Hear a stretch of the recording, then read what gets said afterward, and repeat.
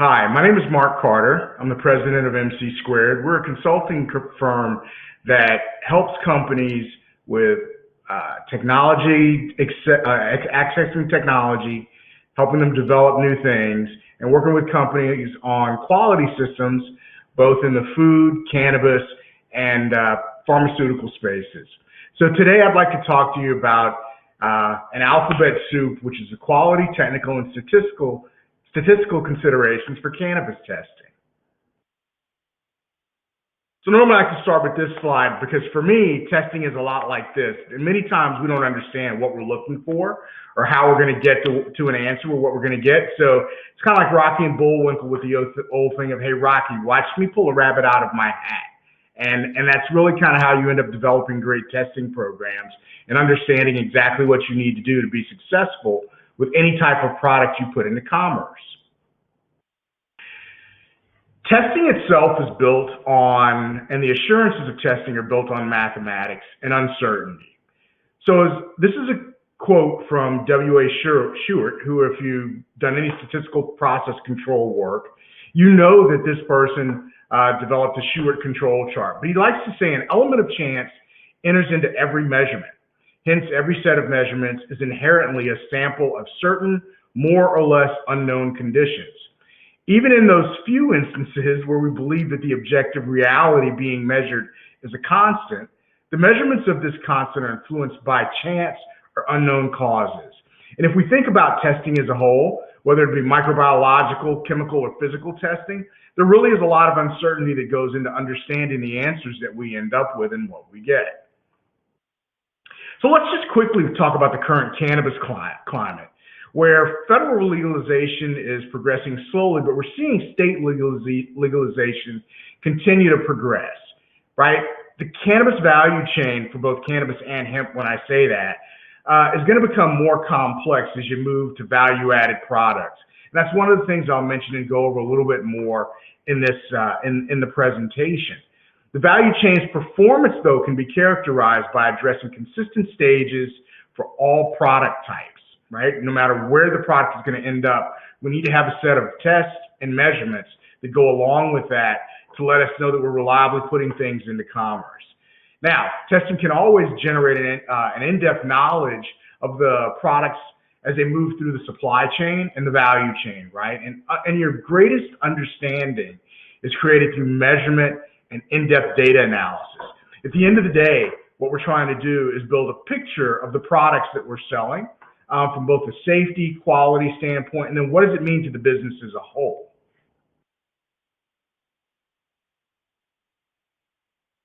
So what are some of the business challenges we see with testing? And this, again, is a growing industry.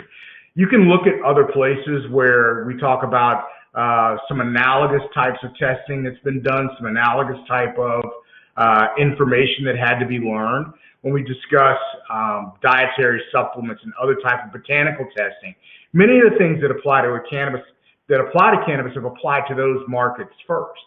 But again, you go back and the challenges for a lot of companies, and even at the grower level, is how do I administer a testing plan? What am I supposed to do? And then how do I communicate with anybody, a supplier who I'm either getting product from or somebody I may supply to, right? What's the cost of it all? We often talk about, hey, let's test, but again, it is a business and there are related costs to that. So the next thing you want to look at is okay, is there value to the company and the things that you're doing? Many times with the fact that testing will be legislated along with frequencies and stuff like that, you want to know exactly how it's going to pay you back. The final point that I'd like to make on business challenges, and there's plenty more, but I think these are the ones that are kind of consistent with the immediate needs of a business is, again, how does the testing regimen fit in with any regulation and then the regulatory requirements for testing themselves? One of the things I've often talked about is that the regulations in many instances are a guideline, but they're also the floor for what you're doing. Again, the cost of testing can be valued, looked at, and measured. But the biggest thing is how does what I'm doing fit with regulation while also keeping an end user safe and keeping the final customer satisfied with the product that they're receiving. Quality and safety both play into this. I use this as an example. I found this from the Bureau of Cannabis Control in California. But I think what it does is it highlights extremely well, the different categories of product that we could be dealing with cannabis, and also the type of testing that can be done, right? So this was a phase-in plan, and we can see it goes back to 2019. But if you look at the testing that's there, you see a lot of testing that deals with, different types of chemical testing. We're talking, mycotoxin testing, heavy metals testing. You also have some areas there for microbiological testing. And I think as you go across and look at the products, you see where those needs are different. What I'm going to try to do in this talk is just highlight a balance between all of these and just pick certain areas where you might want to consider where microbiological testing has different characteristics and outputs than, for instance, your chemical testing would. I want to just discuss a little bit the difference of, okay, when we're talking about sampling, what does it mean when you talk about homogeneity and non-homogeneity? So those are things that I think that are important when you look at the way testing is laid out. And then you also consider that for the product, and again, how it plays against the regulations that you have that you're trying to comply with. So just quickly, and we'll go through this just as a balance. How does microbiological testing differ from chemical testing, right? And one of the most important aspects of microbiological testing is, you're really testing things to a lower limit of detection. You're also doing some quantification, but that's also very dependent on the way that those organisms are distributed inside of that product, right? The concept of lower limit of detection or limit of detection originated in chemistry, but it's got to be carried over for micro to understand how those methods relate to your final product and the information that you're going to get. And again, in cases where microorganisms are extremely low, the ability for the method to detect is really determined as much by the outcome of the test, but rather it's the probability that you're even going to be able to get your analyte there to test. If you think of homogeneity in that sense, if we absolutely go and discuss like heavy metals testing, which again, you look at it and you would feel like if I take a sample, it's going to be homogeneous throughout the lot or the size of the sample I'm taking, then you'd understand kind of what I'm talking about, along with some of the other characteristics that may not just be randomly distributed. But we'll go through those a little bit more. We're going to talk about testing and validation, right? We're going to discuss the diversity of sample types and the uses, like for different tests. I think validations are extremely important, but that's due to the material handling and the challenge of executing multi-site studies to validate a test. And that's one of the hurdles that we have right now with cannabis testing, is being able to look at large-scale validations where you can really look at like the way that technicians are affecting things, right? And sometimes you'll even be able to use a technique called sample compositing for both micro and chemistry. And how does that affect the results that you see for your validations? So if we think about it, microbiological testing itself, though, the data is used to determine acceptability of products in domestic and international trade, okay? But it's got to be reliable and consistent amongst trading partners. And regulation and industry need to maximize the capacity and credibility of laboratory testing for both official and routine purposes, right? And then I think one of the bigger symptoms that we see is that validation and verification activities of proprietary methods of time are going to be necessary. You're going to have some fit-for-purpose testing that will need to be done. And we'll also see a level of complexity that right now is going to outstrip probably where some of the current guidelines for validation are. And we'll need to know the legal ramifications of that. One of the very last slides that I have, we'll talk about a technique for looking at, like for instance, microflora, that will discuss that, and we'll go through it and try to understand how it fits with everything else we're gonna discuss.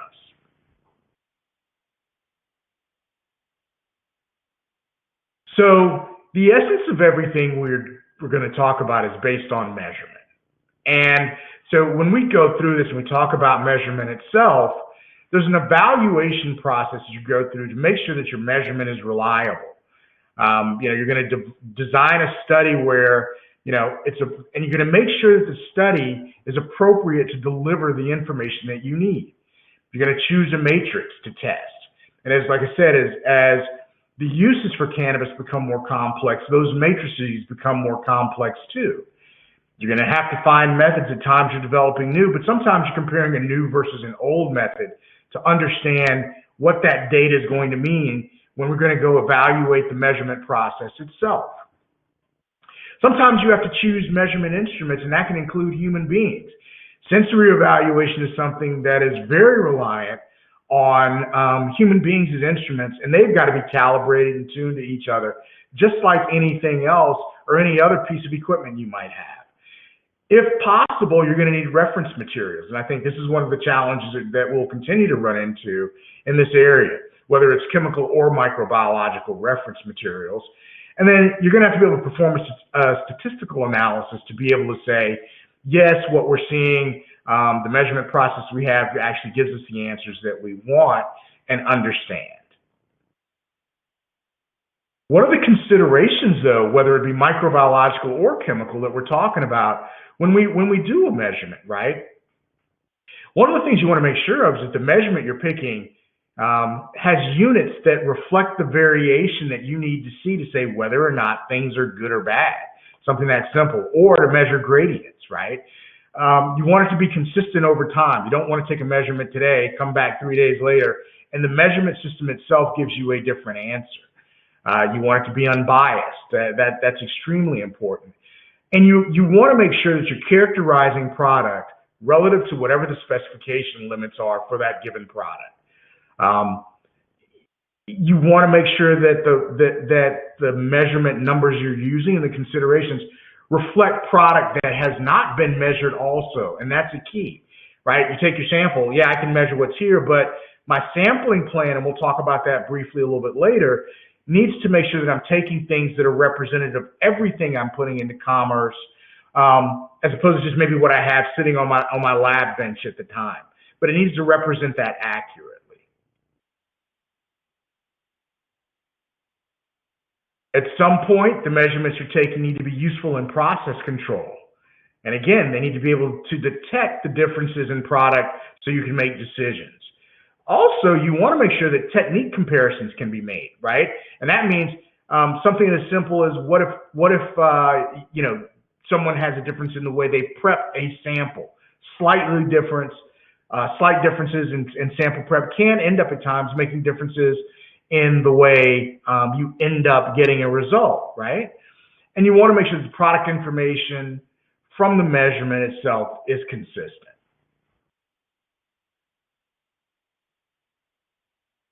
Right? Okay, so that's a duplicate slide, so let's go past that. Sorry about that one. Sampling itself, right? And sampling, to be honest with you, is the base. This is the floor of the quality system itself as you go to measure it. And I think throughout my career, I've gone through and taught multiple sampling classes, had multiple discussions about sampling itself. And this is one that creates a little bit of a quagmire for people at times. And you see this both in the differences that you find in the way things are sampled, anywhere from the food industry all the way through the pharmaceutical industry.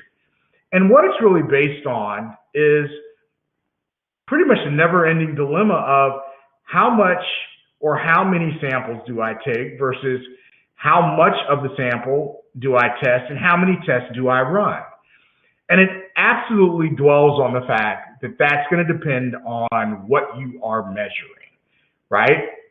And I gave it three groups where if you really want to look at the characteristics to decide how I'm going to sample and measure, these are good guidelines. We could do an all-day class on sampling itself to understand the nuances of it, but I want to give you a high level to think about as you go through and develop plans for different testing types. And if you were to refer back to the first slide where it had the tests and things that are being done on cannabis, that were there from California. You think about them this way. One of them, the first bullet point I have here is, is it qualitative and homogeneous? Okay, it's a yes or no answer, and I expect everything I test to be relatively the same. Okay, and an example of that is the color green or brown? Really simple to say, not gradients of it, but I would expect that whatever was grown, harvested, and then as it moves through to whatever being processed, it's homogeneous. You're going to expect that the same characteristics are there throughout the entire lot. Okay, that's one thing. Is it quantitative and expected to be homogeneous is the second characteristic group I want you to think through. Now, quantitative meaning I'm going to actually assign a number for an attribute to this measurement, right? Moisture is a good example, right? Where I have a gradient. I can make it semi-quantitative, but we can talk about that at another time. But literally I have a specification. I want to know what's the moisture of this product. We measure it, but I expect that to be homogeneous and represented throughout the lot or the batch of samples that I've taken. And I also want it to represent the entire group. Now, the next one is where I think you come in to where the biggest difference is, right? And it's really the non-homogeneous category, and this can either be qualitative or quantitative measurement. And non-homogeneity causes problems. And I think what you have to understand is that's where sampling plans have to vary, get larger, get a little bit different to be able to capture what may be a low level of contamination in a very large group of products. So I'll use something that we're all familiar with. For instance, salmonella testing in a product could be is a great example of this. You would not expect salmonella to be homogeneous throughout any lot of anything that you made. This is also true of the aspergillus testing that you see a lot of times where you're doing a quantitative assessment, but because it's a biological contaminant, the levels can vary inside of a lot. That's why at times to get what we call a prevalence data or understand kind of just the quality of the entire lot, you usually end up doing more samples in those cases. How many? That can be determined too, but that's just kind of an overall general example of the way you think about those characteristics and how you take a sample. And I think the more homogeneous something is, again, the biggest difference comes in the amount of samples that you take, right? It's not how much. At that point, it's like, how many do I need to take just to say, okay, I've got a good assurance that I don't have something crazy going on inside this lot if I expect homogeneity. So the next thing I really want to talk about there, though, is like, what are the questions you put in front of yourself when you're talking about a sampling plan?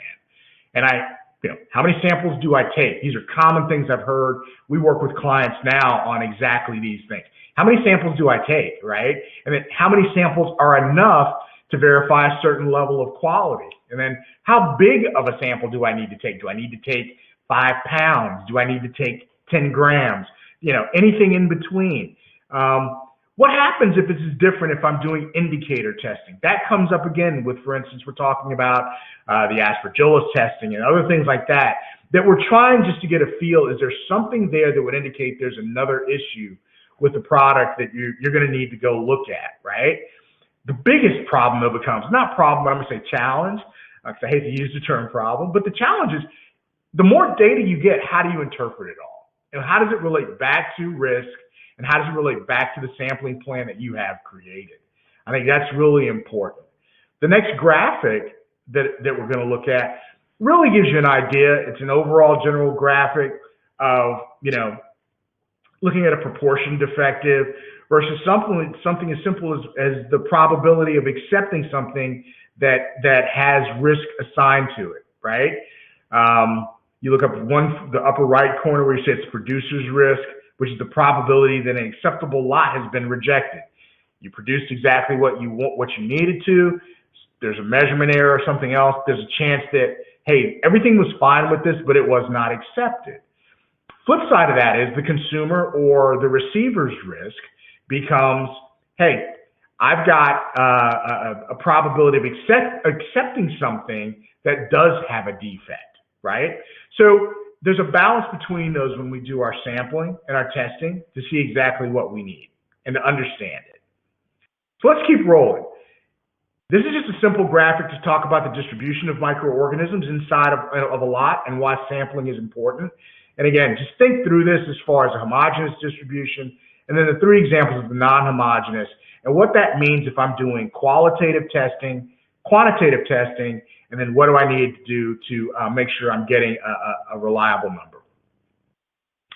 So let's move on to validation, right, where we talk about methods and processes. Just quickly, the validation process, again, you have measurement, you have evaluation, verification. A method validation is all about reliability. You look at reproducibility, which is between lab precision. You have repeatability. How many times do I do things in the same lab and everything is okay, right? You'll always want to understand systematic error or bias, which is the deviation from a true value. Everything has a value that's right, but we measure around things at time to make sure it's precise, and there's not a real error that prejudices a result one way or another. We don't want to understand specificity, right? The ability to measure exactly what's intended to be measured. And then the limit of reliable measurement, right? What's the smallest increment that we can measure and with confidence? And then understand that there's uncertainty in every result. This is a good example, and just goes back to describe work that's been done by AOAC. And I think AOAC and kind of the way they've handled cannabis they've done a good job of jumping on board and trying to give some guidance for a method, but I'm not going to read this. But it just tells you how they look at, for instance, this is the example from salmonella, measuring cannabis for salmonella, where they talk about the single lab evaluation and the laboratory evaluation level, and just what's the minimum recommended performance for that test. Really quickly, a single lab validation a lot of times is one lab, one matrix, one analyte. The matrix analyte is specific to the method, for instance, and if you think of, again, something like heavy metals, where, yeah, there's more than one analyte, but usually those are done as a group, and the method can be done in one place. There's a lot of extreme validity. Sometimes it's difficult to some of these can be hard to reproduce in another laboratory, and they're seen as an in-house method. This is why at least you get a baseline for guidelines on how to do those. It's a good thing. Intra-laboratories, again, within a lab, and it's somewhat like a single lab validation. Typical statistical measurements are there used to verify performance. Again, this is you measuring the process. But they normally cover multiple matrices for one analyte, okay? Inter-laboratory, again, this is throughout a larger laboratory system where you have multiple sites, complex measures of ruggedness, both within and between lab variation. And I think as we come closer and closer to where we're going to move away probably from state laboratory confinement or state, federal legalization, this is going to be something to think about when you talk to someone about laboratory performance per se. But doing these type of validations gets more expensive. They're a much larger proposition, a little harder to do. Testing itself, right, is something that, how do you determine it? And I think this is one of those things that's always kind of interesting to me. Like, okay, testing a lot of times, and in the history of both any industry that I've been, involved with both microbiological and chemical testing, specification verification is normally what drives it, right? Many of the tests that are done aren't necessarily safety related; they're quality related, right? And this can be, through a lot of different procedures. It can be a lot of different analytes, but normally you have an agreement that's formed between a supplier and purchaser that often describe the test regimens. Many instances, those can be regulated, right? And the regimens can include physical, chemical, and microbiological tests. Methods oftentimes are described, in many different places where you have crossover. FDA at some point, USDA, AOAC, ISO, etc. You have your state guidelines for testing. But again, they're described, and you have to figure out and determine how that's going to fit whatever specification needs to be met based on safety and quality of the product. You look at potential frequency of testing, and it's determined by risk of quality and by quality and safety. Again, specifications drive a lot of that. It also can be determined by a purchasing contract that puts things in for quality itself. It can be determined by company policy, right? And to be honest, and regulatory compliance is always the floor for what you work with. But that again that can also mandate frequencies of what needs to be tested and how often. I put this slide in just to show you kind of even from a microbiological standpoint, to throw some things in of like how hard testing can be, the different things that you might have to do. I'm not going to go into all of them individually, but the microbiological testing and prep is difficult. The chemical testing and prep is difficult, but these are just some of the things to think about where you have factors that are going to affect your final test result and also the quality of the data that you have at the end. So understanding how all of these steps can potentially invalidate or validate a product or invalidate or validate results is extremely important, and you have to pay attention to them.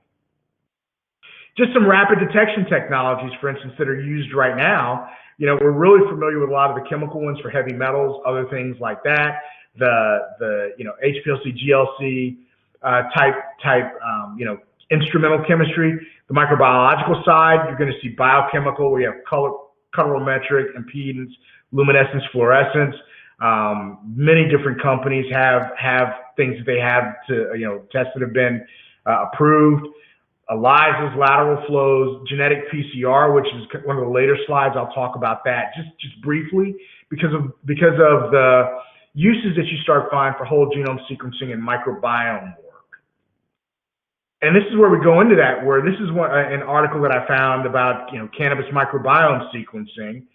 All the testing that's being done to a point, especially on the microbiological side, but also the chemistry side is really kind of solid with what's there.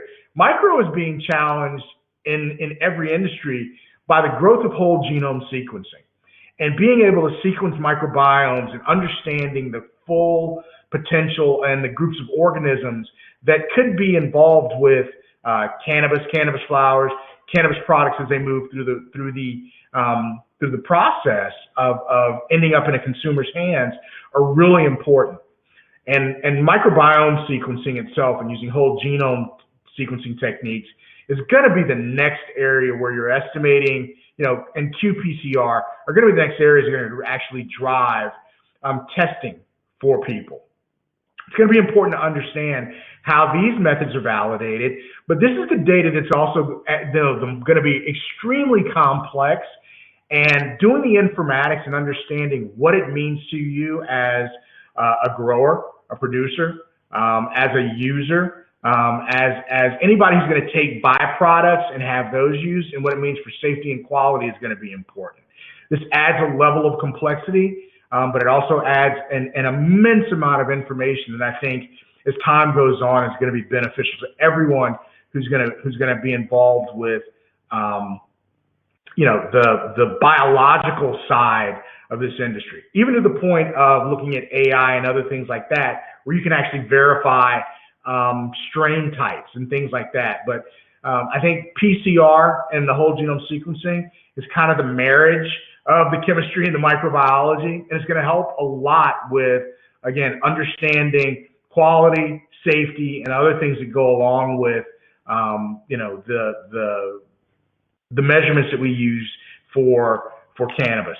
THC measurements, I think, are pretty locked down, and I've seen methods there that are really good. But this is going to be a really dynamic area here that I think we're going to have to watch and understand how it relates to everything we do. So, in summary, I want to go through just quickly and say, as we talk about methods, one of the things that we run into is that they've got to be chosen to deliver the most reliable, relevant, and cost-effective information about a process and to a process. We have to have rigorous but relatively simple, statistically valid protocols that can be developed and run. Micro and chemistry, right? Reproducibility on the chemistry side, understanding extraction methods, understanding the things that affect the outcome of an analysis are extremely important. And I can't stress enough what it means to actually, have a hand in those and to make sure that you're getting the best results possible. Economic factors are definitely going to have to be evaluated along with the technical merit, right? Greatest method in the world, but it's cost prohibitive, is tough to implement and use, even if it's, the best thing for the industry. Validation and verifications will always be a key part of the testing process. And then quality systems are, I think, where a lot of the development are going to come in place if we're going to end up understanding what's the quality of the product that's being delivered, whether it's something that's being used for, to be ingested from the plant form all the way through edible product and anything in between. Bottom line to all of this, though, is no matter how much we test or what we do, there is no perfect method, and we'll continue to improve these methods, work hard at finding new ones that are going to give us more information, and understand the challenges that come with validation of different items and different matrices, and making sure that whoever's using these products has a safe, enjoyable experience. So with that, that's my last slide. I'd like to say thank you. We can be contacted very easily at website at www.mc2e.net. And my email is very simple, mark@mc2e.net if you ever want to contact. We're very happy to help anybody in this industry understand more about these topics. Thank you.